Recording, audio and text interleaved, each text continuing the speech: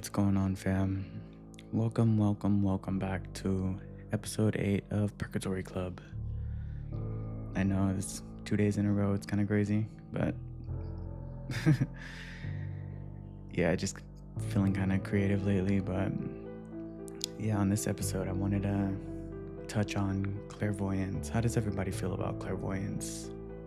Meaning like psychic abilities and being able to see things and know things and hear things that you shouldn't, without there being any kind of plausible explanation for it or anything like that. How do we feel about that? Put in the comment section, because I've been doing a lot of research and I think it's super interesting. So clairvoyance, it's actually a French word meaning clear vision. So if you've ever said clairvoyance or you've ever said that before, yeah, you're speaking French and not just the bad words.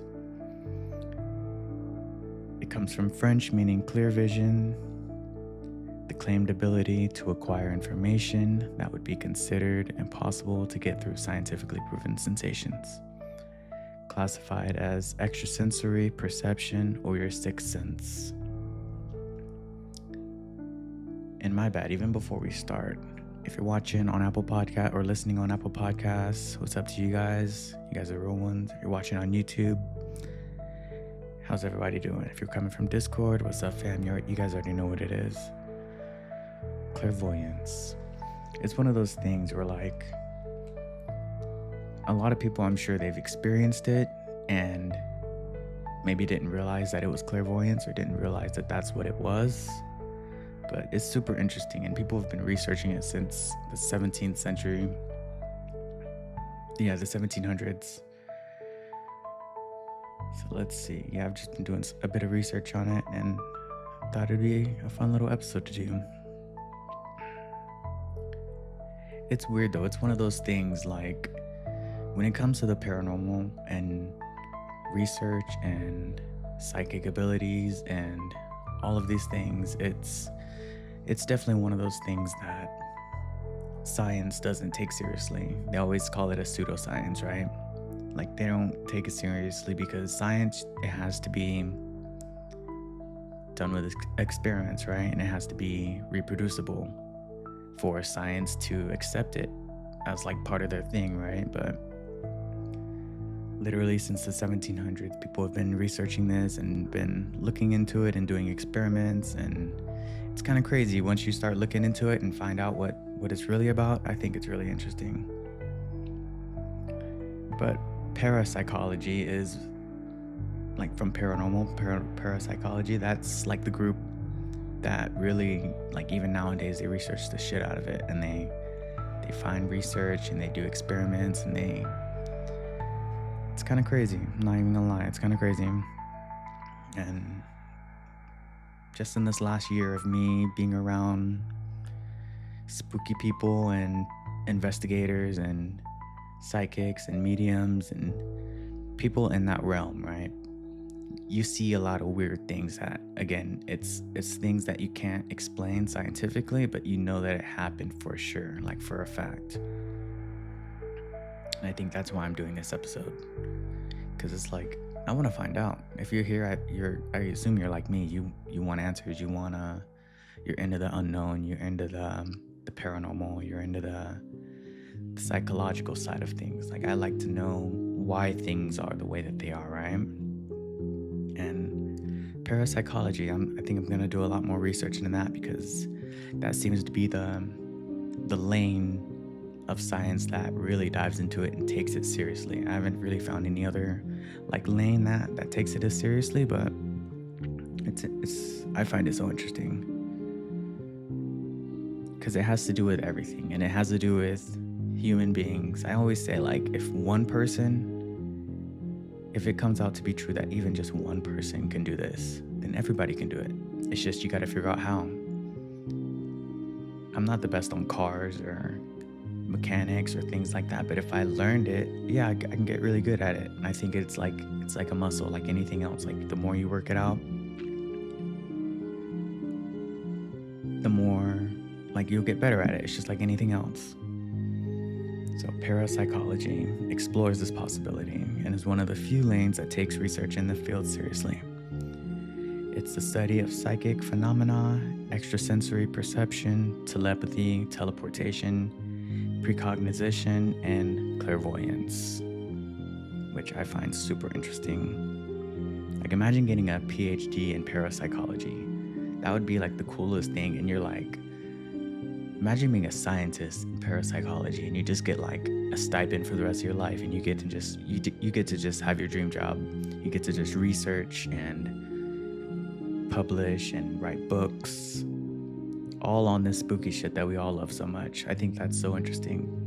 Like, I'm thinking about going back to school, and I'd love to see, if I'm on the West Coast, I'd love to see if there's a school out here that really takes parapsychology serious. I'm sure like in Arizona, maybe even Southern California, there's some schools out there. And you'll see in the research that I did, like Stanford, they take it seriously. Duke University on the East Coast takes it seriously. There's a couple universities out there that take it seriously, and they're really like exploring these, like the possibility of that this shit might just be real. And like I said, they've been researching it since the 1700s. It's crazy. So parapsychology, that might just be my new thing, especially when I go back to school. Okay, it says the earliest research is credited, I'm about to butcher the fuck out of this name. It's like a French guy, Marquis de Pessigur, who in 1784 treated a peasant. Keep in mind, that's important, a peasant. So like back in the 1700s, peasants were like, they really didn't have education. They just worked kind of whatever jobs. Okay, so that part's important, a peasant, right? The earliest research in this is credited to Marquis, I'm just gonna call him Marquis, who in 1784 treated a peasant named Victor Race. During treatment, Race reportedly went into a trance and underwent personality change, becoming fluent and articulate, giving diagnosis and prescription not only for his own diseases, but also for others. So like out of nowhere, he just got super smart and super articulate, and he could read, write, and it got to a point where he was able to diagnose himself, and not just himself, just the other peasants around. From then on, experiments would take place trying to prove the existence of such powers. Significant development in clairvoyant research came when a man named J.B. Ryan, that guy is like a staple when it comes to clairvoyancy. He's like one of the founders. He's like he should be on like the Mount Rushmore of the psychology realm of these things, because he was like one of the first people to actually put together research. This is in the early 1800s. He was like one of the first parapsychologists like ever that really like made a name of this. J.B. Ryan, that's a guy you guys should remember. A parapsychologist at Duke University introduced a standard methodology.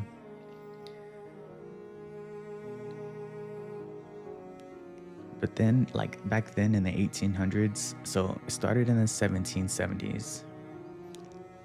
People started taking it kind of seriously in the early 1800s. In the early 1800s, it kind of went dormant.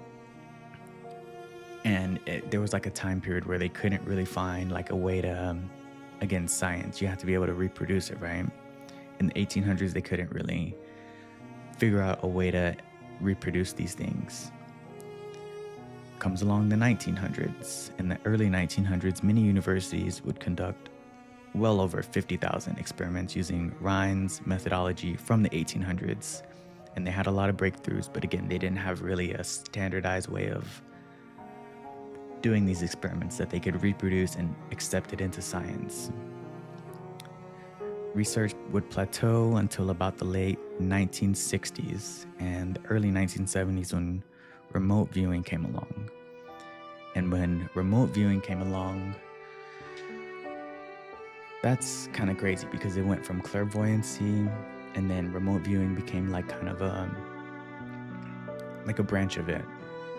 But it just so happened to be the branch that the first branch that you could reproduce and do these experiments even yourself and prove clairvoyancy scientifically. I only say scientifically because that's the first thing people always say is, how does science back this? How does, like all these things. That's what all of the skeptics would say, especially in the 1900s. So research would plateau into the 1960s and the 70s. That's when a lot of it's not just us either, it's every country in the world trying to do this thing. Like remote viewing, when that thing came along in the 70s, just think about what was happening in the 70s. Like wars were going on, like not wars, but like people were like, countries were trying to spy on each other, and that's when the CIA and all these intelligence agencies would be trying to spy on each other, right? But they were trying to do so discreetly and covertly. They didn't want anybody to know. And so that's when remote viewing, even the military started taking it seriously. So think about that. If the military is taking it seriously, then yeah, everybody, that's when they needed science to be able to reproduce these experiments and whatnot. And in the 1970s, at the start of the research, remote viewing mostly took place at Stanford. A guy named Russell Targe initiated a series of human studies where participants could reliably identify and describe features of remote locations. In the early studies in the 70s, the human sender would be present on the remote location. A 3-step protocol would happen to attempt or get reproducible results. So in the 70s, they would come up with like a 3-stage thing with random people, random locations, and they would have the sender be at said location. Because I don't know if that has to do with like some of the psychological things. The same way like when people were trying to get like in touch with NHI and things like that. It's the NHI sending signals to you and you being able to remote view, and that's how you, like even nowadays you'll hear about people being able to see different realms, being able to see different worlds. That's all remote viewing. But they just figured out in the 70s, it has to be a sender saying, I wanted a remote view, I don't know, say Florida. The guy sending me the signals would have to be from Florida, and then I would have to receive them from here on the West Coast, and then do the 3-step thing that I'm about to tell you about right now to get the results. And it's experiments that you could even reproduce today. It's crazy, verifiable through science, and it's just super interesting.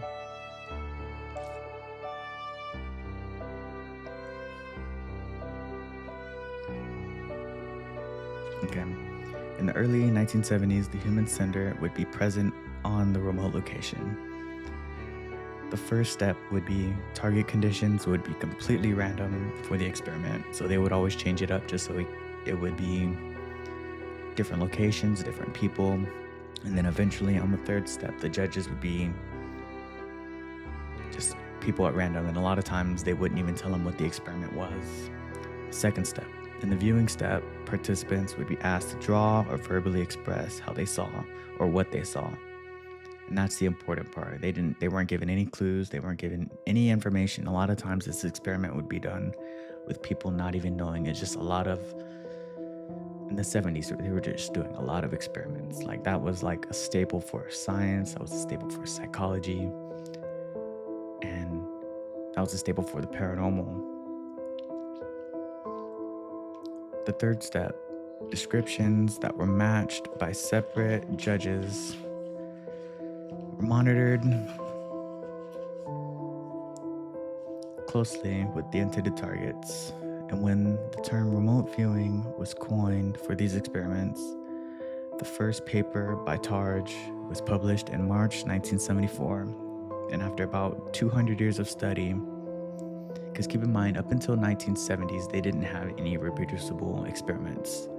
It was only in the 1970s when they could actually reproduce this experiment and have a standardized way of doing things. Like, you know how the government is. It's always like a standard of things, right? So literally 1974, that's when the first paper of these experiments came out, and that's when they were finally able to reproduce. and get this off the ground and prove it through science. And again, I only say through science just because that's the first thing the skeptics are going to be yapping about. It's like, how do you prove it? What's science say through this? Like, it's crazy. Because a lot of people will go through life and they'll have all these, like, what's the word? They'll have all these things that happen to them and they won't be able to explain why it's happening to them. So the 70s, they were trying to prove that. It was just a lot of countries trying to spy on each other. Shit was going on with the war. It was a crazy time for experiments, for science, for psychology, for everything.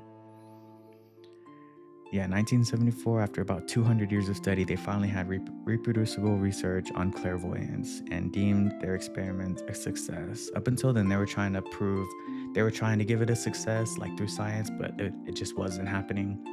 They would do experiments, because like in the 1930s, I read one story, a guy did 25,000 experiments and 17,000 were a success, but then science would count the other, what would that be?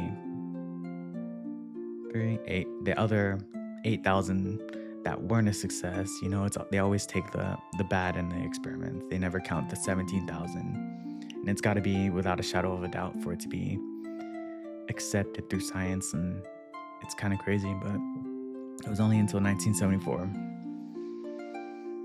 So I just want you guys to put in the comment section what you guys think about clairvoyance. I know a lot of people that claim clairvoyance, but my theory on it is I think everybody can do it. I think, like I said, if it proves that one person can even do it, I think everybody can do it. And I think it's just something that's learned, not like a gift. Like, I have an issue with that. Like, people always say, I have a gift. I don't think it's a gift. I think it's just in everybody, honestly. Like the soul, the mind. Like, these things are like super... The soul and the mind, these things are like... They're powerful things. Like, they're super kind of crazy. And it's just like a muscle. I think it's just like anything else. If you work at it, you'll get good at it. And clairvoyancy and psychic abilities and telepathy, I think if somebody works their whole life with something, they're gonna get pretty damn good at it. And clairvoyancy is no other. Like, there's different ones. Like, you can hear things, you can see things. I kind of latched onto the remote viewing part of it because that's crazy. Like, being able to... They were spying on like the Russians in the 60s and the 70s, and they were using remote viewers, like, legitly to like find out what kind of new submarine the Russians were building.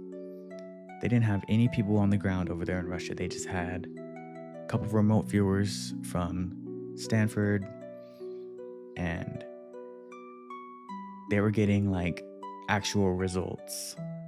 There's stories about in the early 1940s, they were doing it as well, but at the time they didn't have the research behind it. It was only until like the 1970s and the early 80s when they actually had the research to prove it. But they were even doing it like Pearl Harbor. Like, there's a lot of different things like throughout history. Clairvoyancy and remote viewing would be the cause of why things would happen. And it's crazy, like, once you start looking at the, like, science is, I love the paranormal, I love the spirit world, I love all these things, but science is like, there's always a pattern with science. And if you just look throughout history, you can see like the pattern. Like, if there was like a spreadsheet, right, of every instance throughout history where something that couldn't be explained like normally without science most likely could be explained through clairvoyancy or remote viewing and just intuition, just people just knowing things, right? That's the whole thing about clairvoyancy. It's people just knowing things and being able to see things and hear things and just know things without a plausible explanation for it. And And so I think the 1970s was kind of a crazy and super important time period for like this research. And I wish it was done sooner. I wish this shit was done in the 1800s, because then we could have a lot more research. Imagine they figured it out in the 1800s. Imagine they figured it out in the 1700s. Like, we'd be in a such different place by now. But I think society's catching up. And I only say that because what's coming out like lately, these last like 6 months, I think there's a clear link between NHI. I think there's a clear link between, so NHI meaning non-human intelligence, as in UFOs, right? Like aliens.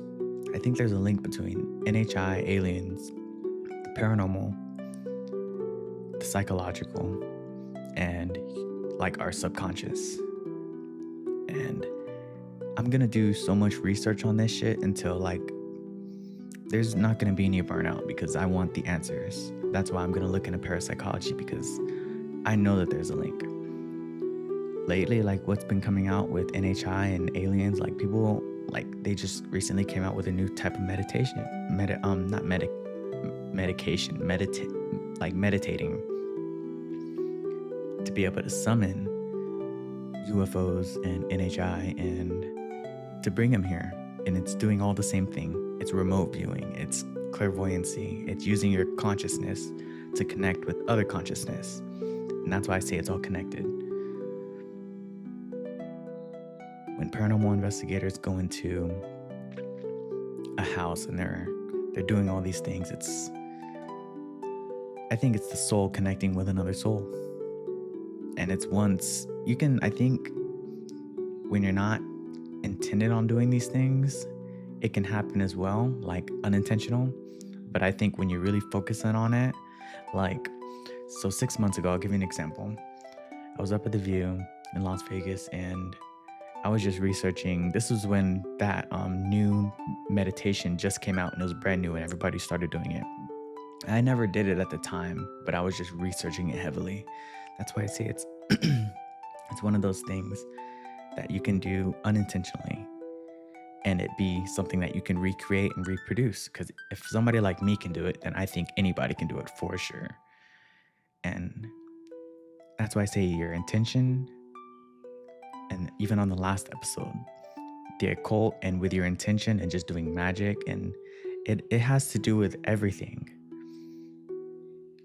And we're gonna get these stereotypes like the fuck out of there, because it's gotta be a societal norm. Just as like drinking water is normal in society, this has to be like a normal thing in society for us to move forward and to get on the same level as NHI and spirits, and being able to cross these paths like fluidly. Because right now it's like you gotta jump through hoops to try to connect with spirit. Right now you gotta jump through hoops to try to connect with NHI. But it's just got to change. Like, we've got to do a lot more research. We've got to study it. We've got to find answers, because I just know it. Like, these things are connected. The paranormal, the extraterrestrial, and the spiritual, for sure, are connected. You can even throw in the subconscious in there, because I think that's how we, like, connect. That's my theory, at least. That's how we connect. Like, I'm going to end up writing a fucking book on this shit. Like... That's how we connect with spirit. That's how we connect with NHI. That's how we connect with everything. It's through our subconscious, and with intent, with magic, with witchcraft. Like, we've got to break those barriers all the way down and just accept it is what it is. Like, if one person can do it, fuck it, everybody can do it. It's just, and everybody doesn't have to do it. It can definitely be, like, everybody's not going to be a fucking doctor. Everybody's not going to be a fucking lawyer. Everybody can do these things if they so choose. But let's just have the conversation. Let's just acknowledge that it's definitely a real thing. It's definitely something that's in everybody. I don't think people have gifts. I don't think mediums are special or anything like that. I think everybody can be a medium. Like, honestly, I think everybody could, if anybody wanted to get in tune with their their higher self and connect with the universe. Like I definitely think the universe is connected with our soul. Like my theory definitely is like everything is connected. Like everything. Universe, spirit, paranormal, subconscious, and then just every living thing in the universe. Like trees talk to other trees, plants talk to other plants, we talk to other people. Why wouldn't we be able to connect? Like we talk to spirits. There's so much research and so much evidence on that. But that's one of the few things that's caught up to society, right? Damn, I didn't even turn on my fucking, for this episode. I was in such a rush. Again, shower thoughts. I just wanted to get on here and rant. I didn't even turn on my, the thing up there. I will next episode though. It is what it is. But yeah, trees talk to other trees. Plants talk to other plants. Animals talk to other animals. We talk to other humans. Why is it so crazy that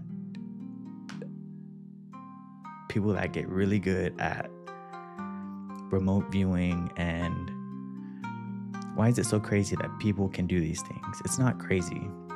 It's definitely doable. We just gotta put in the legwork. Like we've got a lot of friends that are doing the paranormal side of things. Like maybe this week I'll do an episode on like Skinwalker Ranch in like Arizona. I've been last night I was just watching a bunch of videos on Arizona.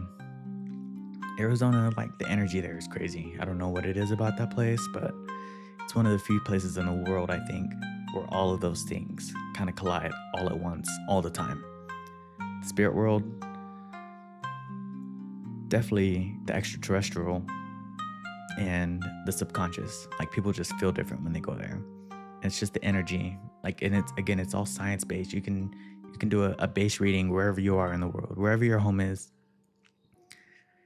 Just do a quick Google search, like after this video, and just ask Google, hey, what's the base reading for magnetic energy in, say, Washington? I've already looked up that one. I think it's like 40. I know in Arizona, it can be up to as high as 120. So how is Arizona so much higher than like Washington State, like northwest? Again, it's all science-based. I'm not trying to like nerd out on you guys or whatever, but I just want to be able to prove this shit and reproduce evidence and find out like for real. Like I don't want to read a book and just be like, this is what this guy said. Like I want to be able to reproduce it. That's why science is cool. That's why the paranormal is cool. Like, there's so many different ways to like look into this shit and let's just have the conversation. Like this podcast is gonna be so many different lanes. Like your head is gonna fucking spin.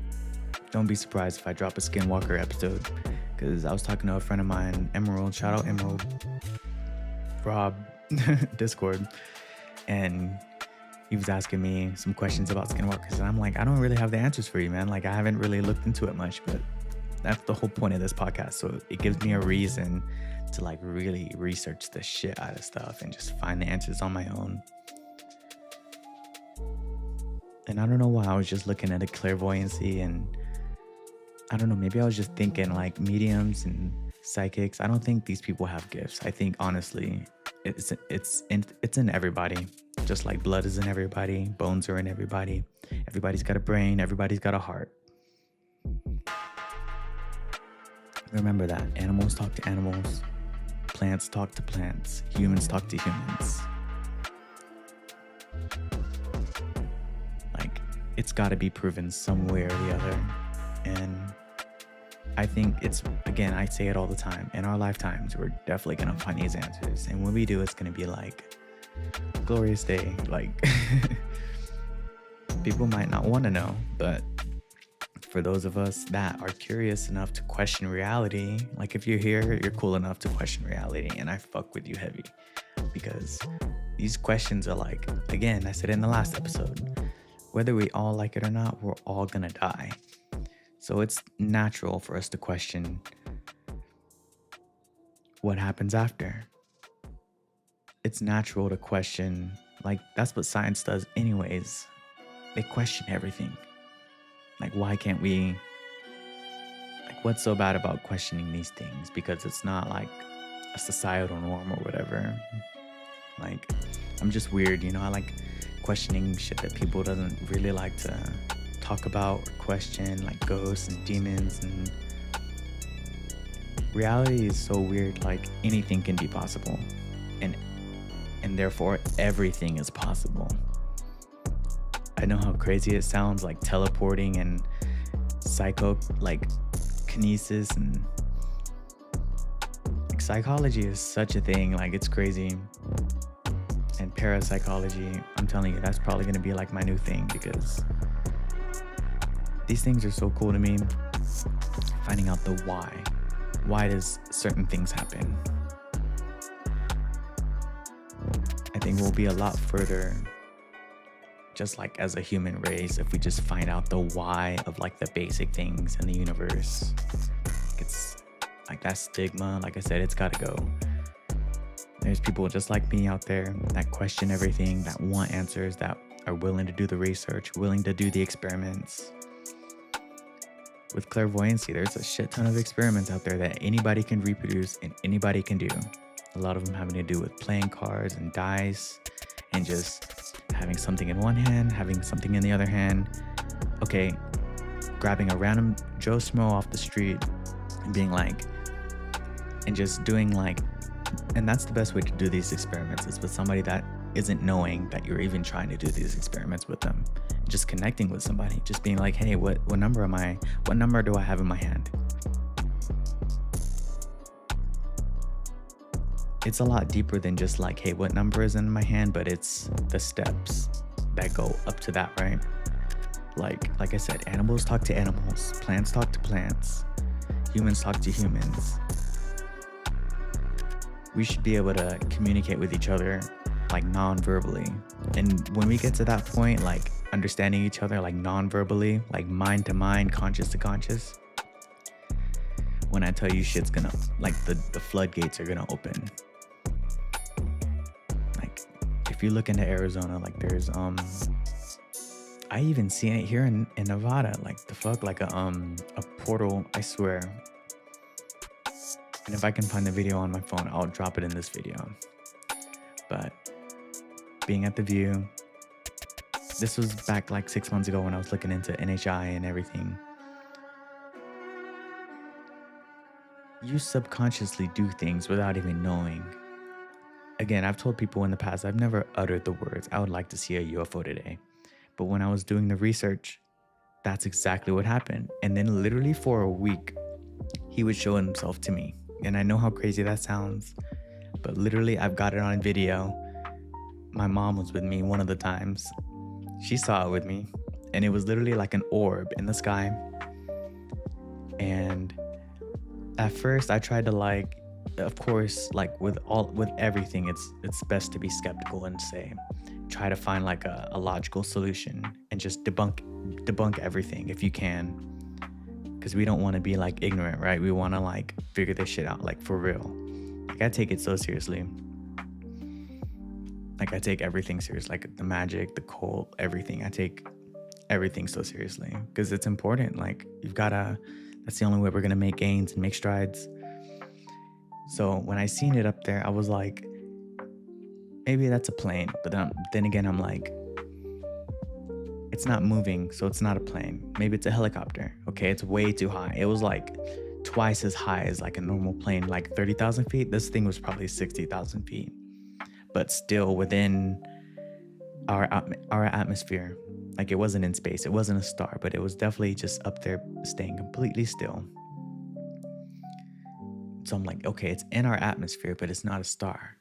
And then the part that fucked me up and that made me like a million trillion zillion % like understand that this wasn't a star or anything, it disappeared. Just fucking vanished. Gone. And then again, science is recreatable, right? This thing showed itself to me for a week.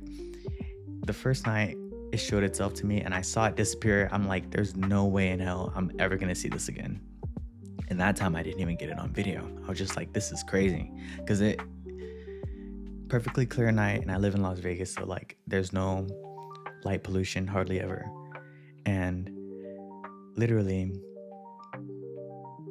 yeah, after that night it disappeared, and then it eventually came back after a couple minutes, and then it got super bright. It got brighter than any other star in the night. Like it was the only star in the night that night. But it wasn't a star, because stars don't just disappear and then come back. Clear night too, no clouds, no nothing. Night 2, I go back out there, like just into the desert. It does it again. And it did this for like a good week. And it got to a point where I got so sure that it was gonna happen the next day. I brought my mom up there and she saw it. And that's when I finally got it on video. And I've got an iPhone. iPhones have okay cameras, but my mom's got like an Android and she can zoom all the way in on that shit. And I literally got on video a portal opening up over Las Vegas. And it was crazy shit. Like Discord's seen it. Like it's crazy. Again, recreatable evidence. That's science. So in my head, I was like, okay, I just scientifically observed this thing for a whole week. And again, I never uttered the words, I would like to see a portal open. I never uttered the words, I want to see NHI. I never uttered the words, I want to see UFOs this week. I was just researching it heavy, and subconsciously, that's what happened. And it happened for a week. So I just think the mind is so powerful. I think our consciousness is so powerful that me just having it in my head, maybe in my head I wanted it to show itself to me, but I don't even know. But to me, that was all the proof I needed. I'm like, okay, if one thing is possible, anything is possible. Like this reality that we live in, it's so fucking weird. Like literally everything is possible. I know it sounds crazy, but if I find the video, I'll definitely drop it in this. Or maybe I'll make it a short and I'll make it its own thing and just drop a short or something. But yeah, psychology is something else, man. Parapsychology is fucking cool as hell, man. Like if you got time and you just want to look into something cool and try to put 2 and 2 together, like I'll never tell you guys like what to think or like what to do. I'll just tell you to do your research and I'll just kind of steer you in the right direction. Parapsychology is where it's at. It's the study of the paranormal, the psychology of why the paranormal is the way that it is. And it's super cool. It has to do with clairvoyancy, it has to do with spirit, it has to do with our subconscious, and it's all experiment and things that we can recreate and reproduce. And it's so interesting to me. This episode's gonna kind of be all over the place, but that's fine. Just kind of had these things on my mind and wanted to get it out. But episode 8, Purgatory Club. You guys already know I'm fucking weird at this point. It doesn't even matter. Like if I rant, I rant. But yeah, if you guys are watching on Apple Podcasts, shout out to you guys. If you guys are coming from YouTube or Discord, like you guys are the fucking realest ones.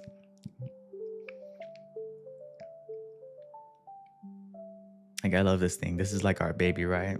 And this thing is meant to be for like the longevity.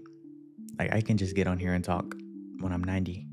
So like this can be something I just do my whole life and we just figure this shit out together. And that's the whole point of our cult. That's the whole point of our group, and just learning these things together, like finding answers together. But it's not just finding out like basic ass shit, right? We're finding out the shit that matters in the universe, the shit that matters in our consciousness, the shit that matters paranormal wise. Like all the answers we're gonna find out in our life, and we gotta do the legwork. We gotta have these conversations. We gotta talk about it. We can't have it be just taboo anymore. It's 2025. Like that shit's ridiculous. Like, let's get with the program. Let's figure it out together. So, yeah, that'll be my little rant for today. Episode 8, Purgatory Club. Again, I appreciate everybody that watches. And again, I'm drinking Dr. Pepper, but drink some water, people. Drink some fucking water. Go out there, touch some grass. There ain't no reason. Can't drink a bottle of water right now. It's just good for the soul, man. Just good for the soul. Make somebody else's day. Thank you. I know I'm fucking weird. I know I have the weirdest rants, but I don't think these things are so weird. I know I'm weird, but I don't think these questions are so weird. So, till we drop the next episode, adios. We'll figure out what the next one's gonna be. It might be skinwalkers. It could be anything. But like I said, this is like a lifelong thing. It's not something that we just take lightly. It's not something that we play around with. Like, no, we take this shit so seriously. We just want answers. So let's have the conversation. Episode 8, Purgatory Club.